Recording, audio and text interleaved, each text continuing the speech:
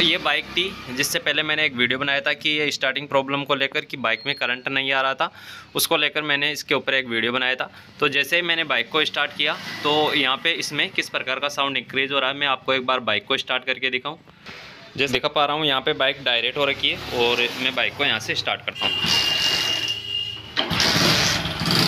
तो ये bike start है और जो इसके इंजन का साउंड है आप सुन सकते हो।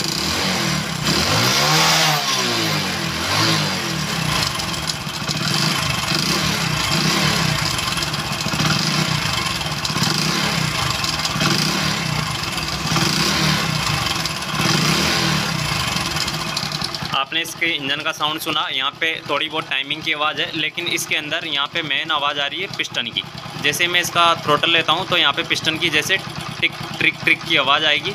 और कई मैकेनिकों ने बताया क्या है कि इसके अंदर क्रैंक का साउंड है। जैसे मैं इसका एक्सीलेटर लेता हूँ तो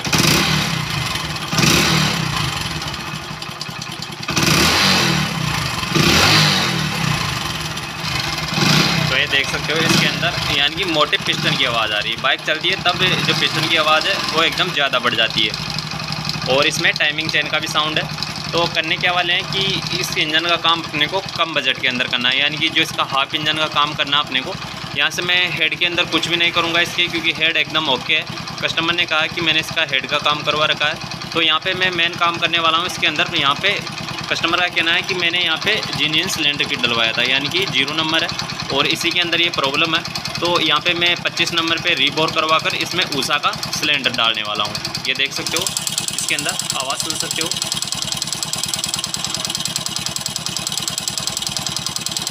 इस प्रकार का इस बाइक के अंदर साउंड की प्रॉब्लम इंक्रीज हो रही है। तो फटाफट से करने क्या वाला हूँ, मैं सबसे पहले जो इसका हाफ इंजन है इसे ओपन करता हूँ और फिर मैं आपको दिखा 0 नंबर निकलता है या फिर 25 नंबर। तो फटाफट से जो मैं इसका हाफ इंजन है इसे ओपन कर लेता हूँ और फिर हम आपको मिलते हैं वीडियो में आगे।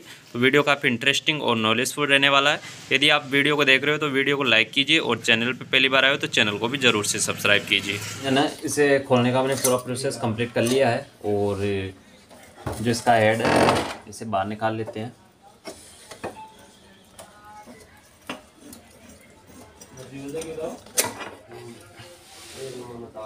ये हमने इसका हेड खोल लिया है और हेड के अंदर जहाँ तक है कोई दिक्कत नहीं लग रही है। ठीक है, तो हेड को रखते हैं अपन साइड में और जो यहाँ पे जो इसका सिलेंडर किट है इसे बाहर निकालते हैं।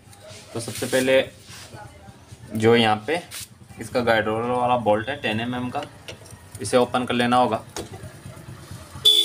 इस प्रकार से। इसे ओपन करने के बाद अपने को जो इसका सिलेंडर है इसे बाहर निकालना होगा। ठीक है, इस प्रकार से आपको इसे भी इजीली और आसान तरीके से बाहर निकाल लेना होगा।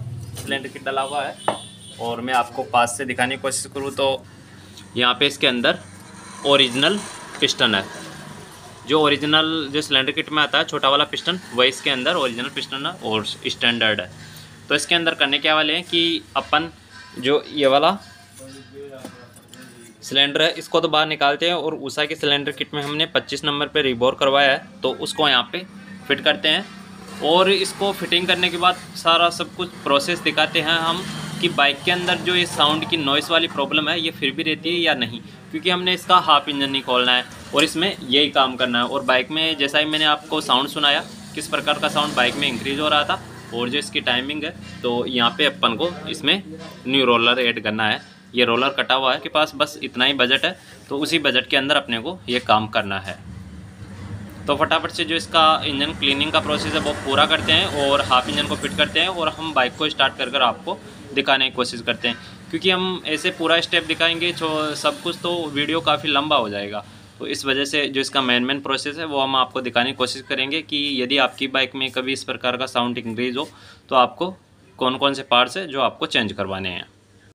ये मैंने यहाँ से सफाई का जो पूरा प्रोसेस है वो कंप्लीट कर लिया है और मैं इसकी क्रैंक को चेक भी किया, यानी कि क्रैंक के अंदर बिल्कुल भी प्ले नहीं है। साइड की प्ले होती है लेकिन ऊपर नीचे की प्ले इसके अंदर नहीं होनी चाहिए, तो ये भी इसमें प्रॉब्लम नहीं है। और मैंने यहाँ पे जो ऊषा का है वो सिलेंडर यहाँ पे रीबोर करवाया है 25 नंबर और मैंने इसके अंदर क्रॉसिंग बोर करवाया है, देख सकते हो। और मैं यहाँ पे हीरो की न्यू रिंग ऐड करने वाला हूँ और ये पिस्टन है इसका और ये पिस्टन इसके अंदर मैं डालने वाला हूँ। ठीक है, तो फटाफट से जो इसकी रिंग और पिस्टन का काम पूरा करते हैं और जो सिलेंडर है इसको यहाँ पे ऐड करते हैं। यहाँ पे मैंने सिलेंडर को तो यहाँ पे ऐड कर दिया है और इसके अंदर मैंने गाइड रोलर है वो न्यू लगाया है और अब बारी आ जाती है इसमें हेड फिट करने की, तो हेड को फटाफट से इसमें फिट कर लेते हैं। ये मैंने यहाँ पे इंजन फिटिंग का पूरा प्रोसेस कंप्लीट कर दिया है और जैसा कि मैंने आपको दिखाया यहाँ पे मैंने ये पिस्टन निकाला है और स्टैंडर्ड है, ये यहाँ पे एक किट निकाल दिया है और मैंने यहाँ पे रिंगे हैं वो जेन्युइन डाली है। तो यहाँ पे अब मैं एक बार आपको बाइक को स्टार्ट करता हूँ और इसके इंजन का साउंड आपको सुनाने की कोशिश करता हूँ कि बाइक में अभी भी वही साउंड है या फिर अलग है, क्योंकि बाइक के अंदर आपने पहले देखा होगा तो काफ़ी बुरा साउंड आ रहा था, यानी कि एकदम खन खन, और जो इसमें पिस्टन की काफ़ी तेज़ आवाज़ थी।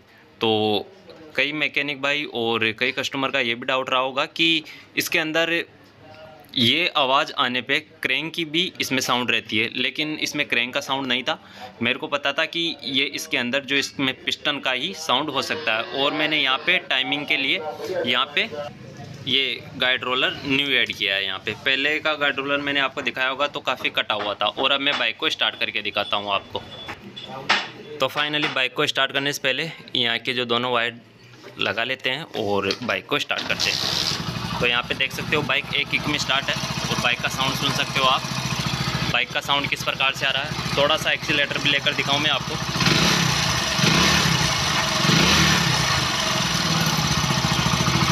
यानी कि जो इसमें इंजन साउंड की प्रॉब्लम थी वो यहाँ पे सॉल्व हो चुकी है।